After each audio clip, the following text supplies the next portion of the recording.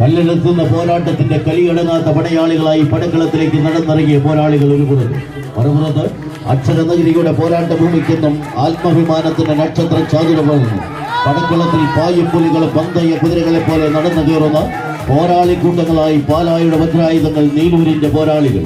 ഒരു പുറത്ത് ചെമ്പടിയായി മുന്നോട്ട് വിട്ടുകൊടുക്കുവാനോ പരാജയപ്പെടുവാനോ മനസ്സില്ലാതെ